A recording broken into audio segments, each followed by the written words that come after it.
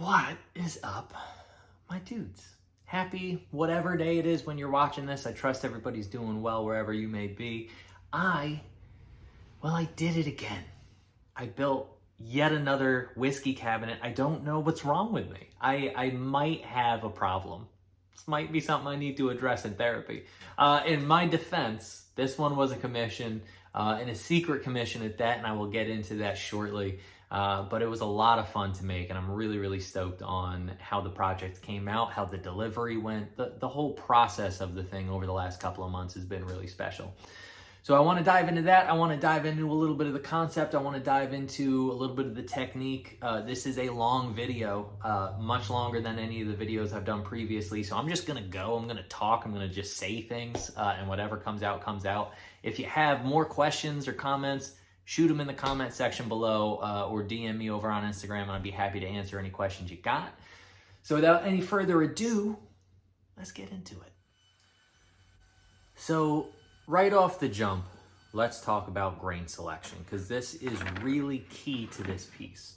I will get into the commission a little bit later and why I'm using these boards as they are, but this piece is a little bit larger than I've done in a while. It was roughly 48 by 24 by 16 deep, right? So all of the boards were 16 wide or needed to be at the end, so there was a lot of book matching. And what that meant was, in order to get a visually balanced piece, the grain, especially on the exterior of the cabinet and on the doors, had to be meticulously chosen and matched up. Now, luckily, this log that I was working with was roughly sequentially stacked, so it was easy to get a rough book match out of those boards. That made my life a lot easier than it otherwise would have been, but still, it was all about choosing even the direction of that book match, right? Because if that book match comes to a point, what direction is that point going toward? How is that moving the eye around a piece? So all of those things really matter.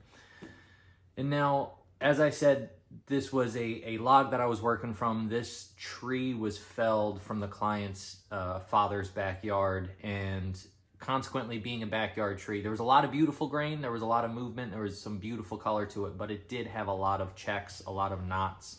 The pith showed up in a number of different places, and so you saw me using TotalBoat's high performance epoxy in order to kind of fill some of those cracks and gaps.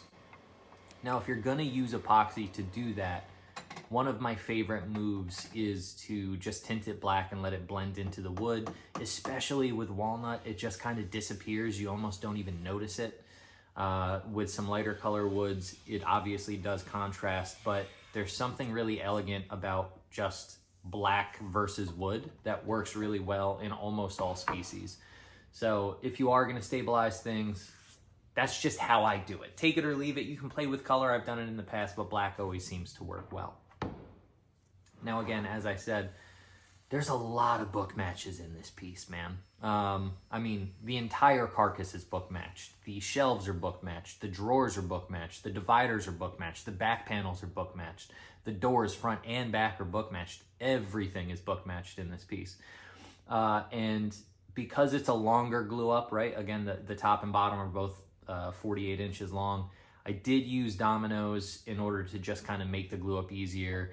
The jointer I'm using at this shop is 16 wide, and so gluing up a little bit wider and cutting down the final thickness, or final width rather, this glue up is maybe 16 and a half wide, so I wouldn't have been able to joint it if that glue joint was really misaligned. So that's why I'm using those Domino's. They're not adding any extra strength. They really are just for alignment purposes. If you don't own a Domino, by the way, you can use a biscuit joiner to do the exact same thing. There's nothing wrong with that. And I do own a biscuit joiner. It's just that because I have the Domino there, it's just easier for me to keep that there and accessible than, break the biscuit joiner in and out.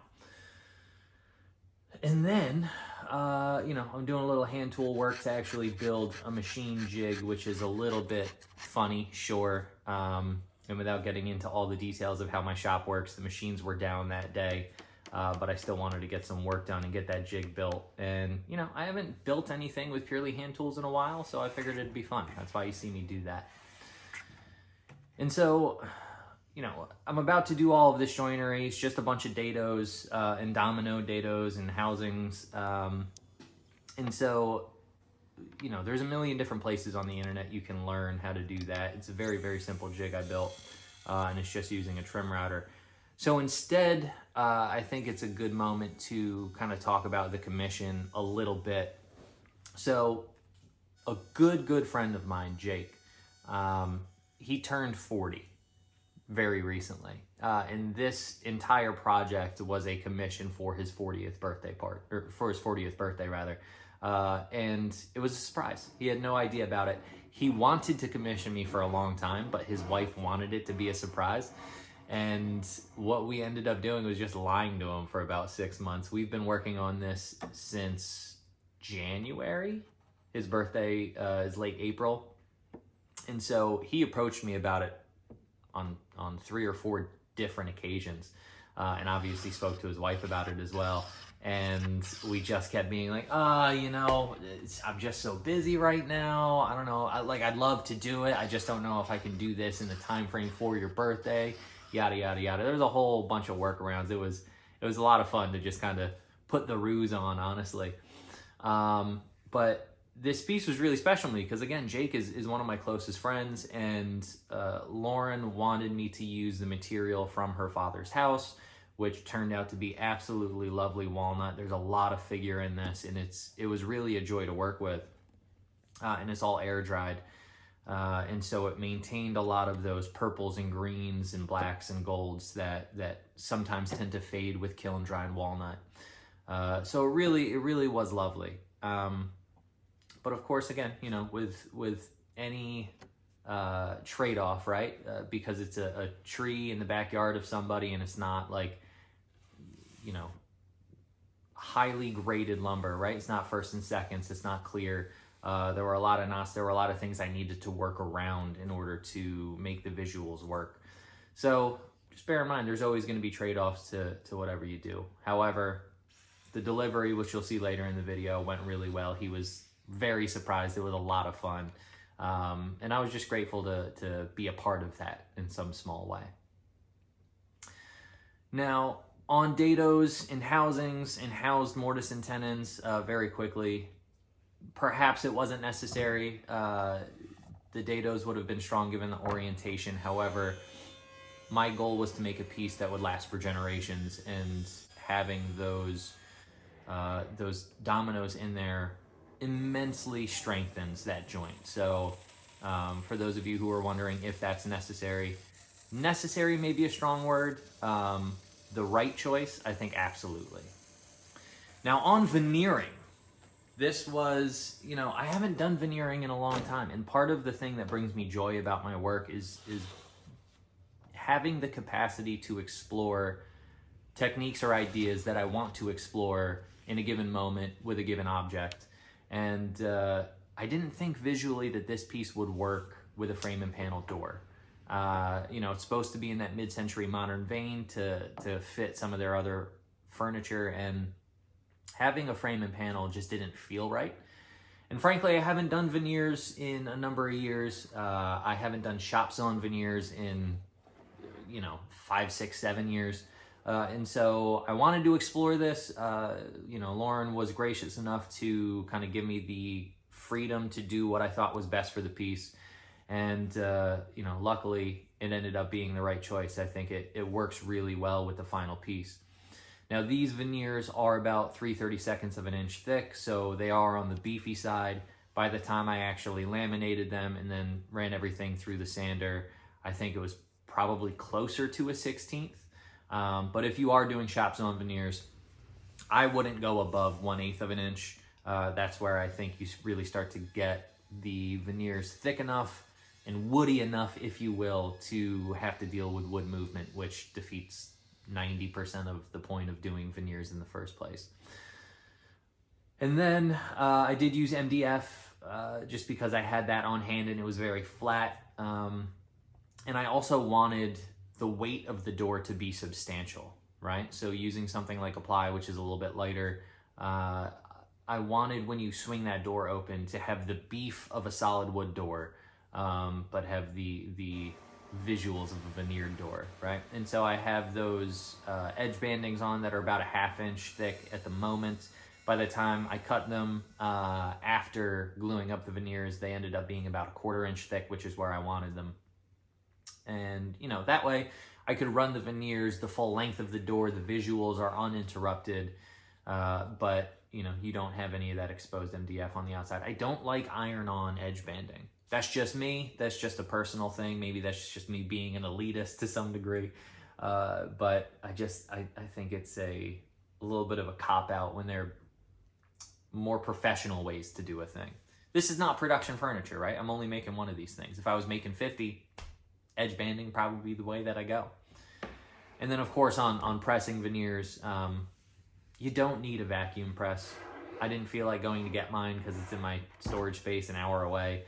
So I just used some laminate and it worked out just fine. There's nothing wrong with it. Remember, we've been veneering for centuries, long before we had vacuum presses. And it worked out quite well. And I also do just want to mention having, again, that TotalBoat high performance epoxy to do the glue ups, things like the carcass glue up, things like the door glue up, the veneering. It was so helpful to have a 45-minute open time. It was huge. It really made life a lot easier. And in order to kind of minimize bleed through on the veneers, even though, again, there was no suction with the vacuum bag, I did add a little bit of a silica thickener to the epoxy when I was gluing up the doors. And you can see there was almost no bleed through at all. So it's just something to bear in mind for your future endeavors. If you are worried about that runniness, you can get that silica thickener and work it in there. And it works beautifully. And now on to the apron. Now, for the base unit of this cabinet, this is, again, like they had some very specific things that they wanted me to work in. Adjustable feet, that mid-century modern aesthetic. And so I decided to do a bent lamb for the apron for 2 reasons. One, to bring a little bit of movement and curvature to an otherwise very boxy piece of furniture. And 2, I really wanted to have the main cabinet kind of be the visual focus and almost hide the base unit underneath the cabinet as much as I could. So having just that gentle curve, while it does bring some visual interest, it also pushes the apron underneath the cabinet just enough to kind of get out of the visual way, right? So it's almost hiding underneath the cabinet a bit. And I think that was really quite successful. I think that the whole base unit, I think, works really nicely together. And then, of course, turning the feet in order to, you know, get that mid-century look. Now, I did do the joinery on the feet before I turned it, and I did not plug the mortise, as you can see. I know some folks will like to plug the mortise, or some folks will do the mortise after you turn the piece. I can't tell you why I chose to do it this way. It was just easier to cut the mortise when the piece was square. And I didn't obviously have any issues with the mortise blowing out. The tools were nice and sharp. You know, turned it at a high speed, and it was a-okay. One thing I will say I did, and you can see right here, is I made 5 of them. Obviously, I only needed 4 feet. But making that 5th one allowed me to make sure the process was going to work on the other 4 feet before I screwed those up.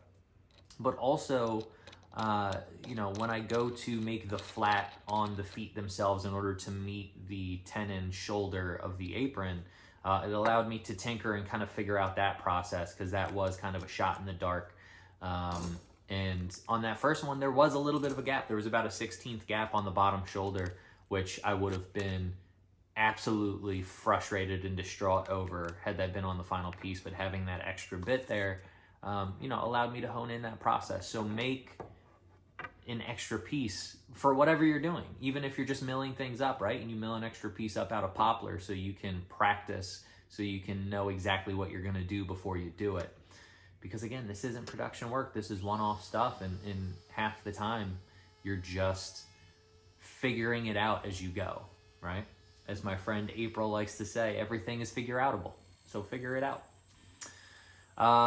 Cutting tenons on that curved apron, you saw me do it with just a router and a fence. It worked beautifully. Cut the shoulders back with the bandsaw and then rounded over the tenons with a rasp and fit it right in. And again, you know, this is just, it's simple mortise and tenon work. It's just doing it on curved components. So it takes a little bit of extra thought as to how you're going to approach the process itself.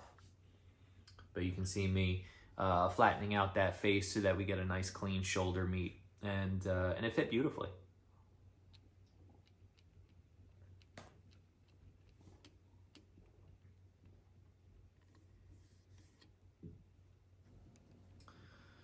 Ah, the Domino. I mean, what is there to say about the Domino that hasn't already been said? I will say this, I'm not sponsored by Festool, but I've been using the Domino for a long, long time. And I don't know who invented the Domino, but I think that person deserves a Nobel Prize. Like, there is arguably no machine that has, in you know, modern times, that has put the small shop, right? Like that kind of 1 to 5 person shop space on the map and give them the ability to produce at a rate that meets that of a large production shop. There's no machine that's done that more arguably than the Domino. It's a brilliant machine. I don't know who invented it. I don't know when it was invented. Obviously Festool is the one who makes it, but whoever that person is deserves huge thanks because it's a brilliant tool.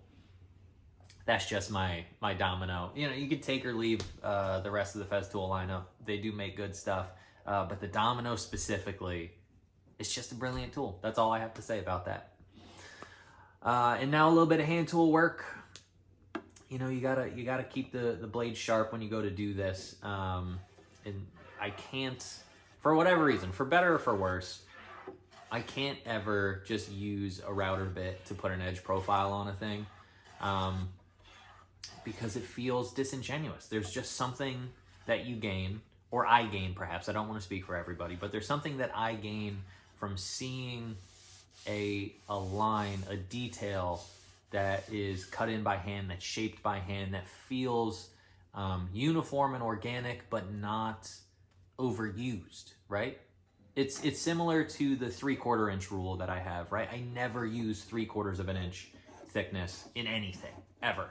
Because there's something so ubiquitous about 3/4 of an inch that when you use it, it feels, I don't know, disingenuous. It feels produced. It feels like you've seen it a million times before.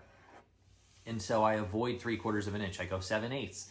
I'll go 13/16. I'll go 5/8, but I will never go 3/4 of an inch. And it's similar with an edge profile. Even when I'm doing these things on the door right here, where you have this little bit of mild curvature where the doors meet. It could have been straight. I could have just put a chamfer there, but there's something about that touch of the hand that elevates a piece, and it's almost ineffable. I can't quite articulate why it is that it matters, but it really, like, you can sense it almost, right? There's something just different about it, and it works. And I don't know why. And that's all I have to say about that. It really does. And if you want to use router bits and round things over and do chamfers that way, there's nothing wrong with that. I'm not trying to dissuade you from that and saying that one way is better than the other. Do whatever makes you happy, but there is something that elevates, the touch of the hand elevates an object for some reason.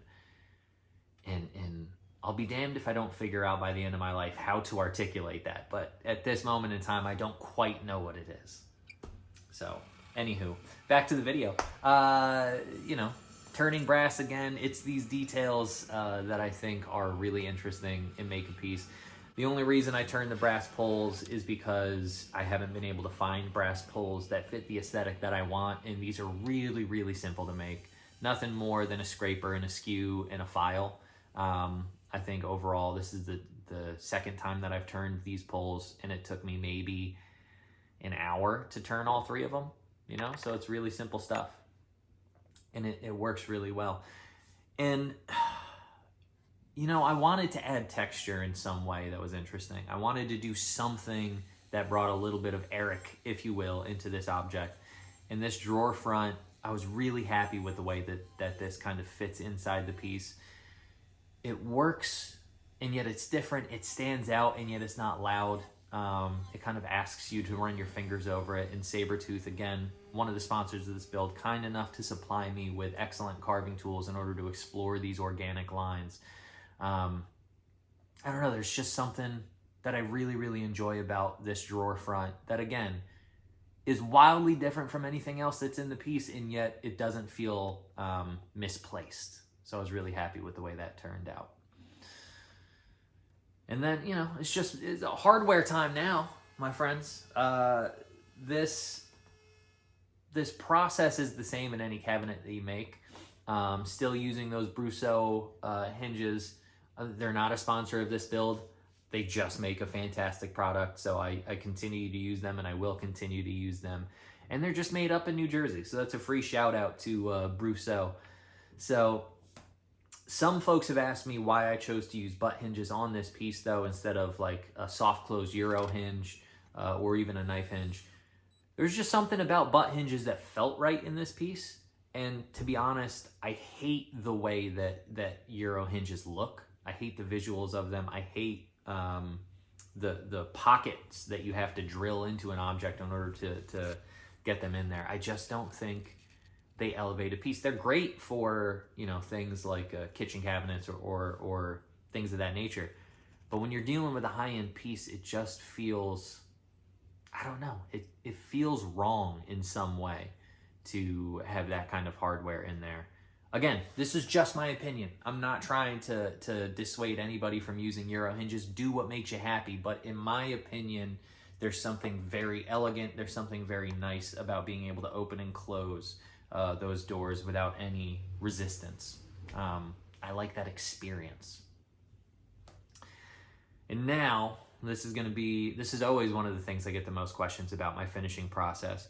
Liberon, one of the sponsors of this build again, kind enough to supply me with some fantastic oils and waxes in the mix-alls that you see there.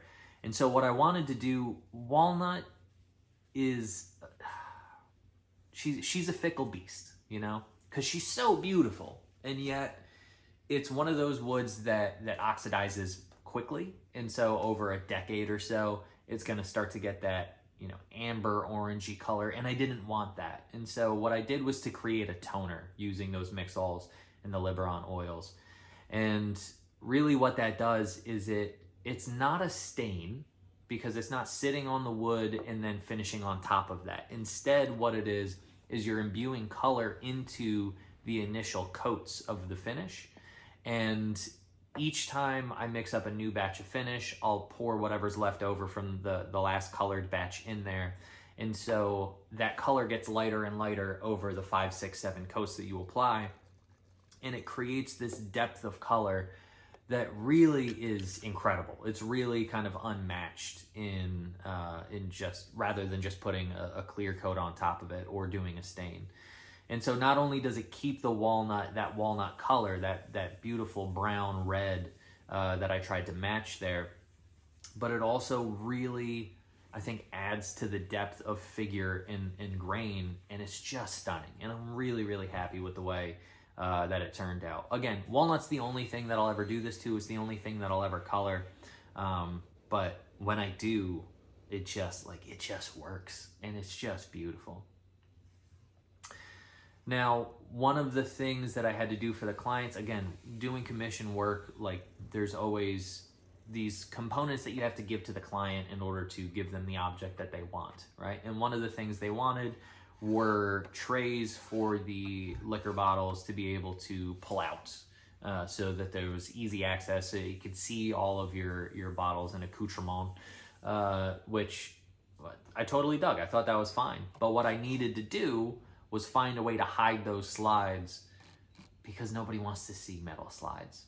And so the trays have this nice little curvature to them, and I made these fills on top of the trays so that when it's closed, those slides completely disappear. And I'm really quite happy with the way that turned out. And again, that figure, man, the figure in this walnut is just stunning. Like, I was really lucky that the tree that Lauren provided me with was just beautiful. It really, really was. Yeah, I mean, it's just making this object, like, it was a meditation in friendship and in gratitude. Not only gratitude for, again, the friendship and the commission, but like the gratitude in the life that I have been lucky enough to build, where I get to explore concepts and objects. Gratitude for the folks who follow me on social media, including you guys watching this video, whatever it is, 25 minutes in. You know, you guys are the ones who allow me to sell my content to companies in order to make an actual living doing this thing. So all of these things, as I'm making this object and delivering this piece, like, just an immense amount of gratitude for the life I get to live. So thank you all, and thanks to Jake and Lauren for allowing me to, you know, make such an object, to take 5-6 weeks and focus on making a thing that I hope will bring them joy for many, many decades, and hopefully bring, you know, people joy for 100 years to come. Absolutely. So that is that, friends. I mean, what a build. What a thing to be able to take part in. I really am immensely grateful to Jake and Lauren, to you all, to the process, to this life I've been able to partake in. It's really a beautiful thing, and it means a lot to me. I'm gonna stop rambling about that because this video is already long enough. However, before I go, I do need to thank the sponsors of this build, Sabertooth, for supplying me with excellent carving tools over the last however many months. They've been wonderful. They make a wonderful product, and without their backing, I wouldn't be able to kind of explore the absurdities, the organic lines, all of the things that I love to imbue in an object that really make you want to run your fingers over it, and that's special.